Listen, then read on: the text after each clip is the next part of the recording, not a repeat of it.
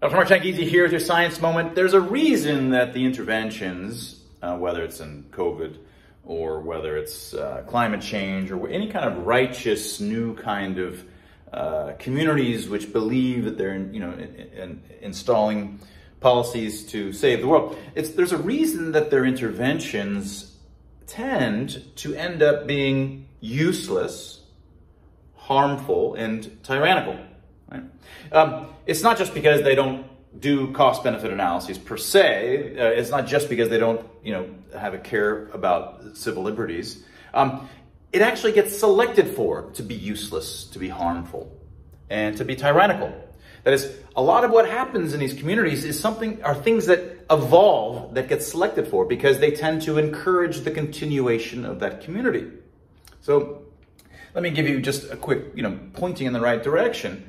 Why might they end up to be useless, the interventions for these righteous communities? Well, if they were really useful, if they had this little button they could press and make it go away, suppose that they did, well, those righteous communities would suddenly wisp away.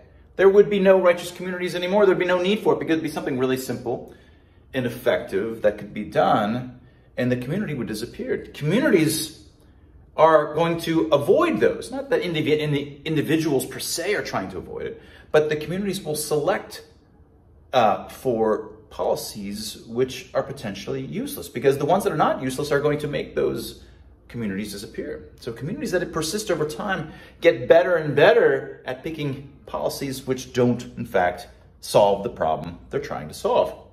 And I said they're going to be harmful as well. Well, they need to be harmful, and not just to those in the outgroup, which they're happy to be harmful toward. They even need to be harmful towards themselves, because those who are righteous need to be able to point to actual harms that they've undergone. Look, I've done these sacrifices. These harms are the sacrifices that we, the righteous, have done. Without those harms done to those within the righteous community, you can't show that you've sacrificed. These are parts of the things that are selected for, that evolve with these communities. There have to be harms.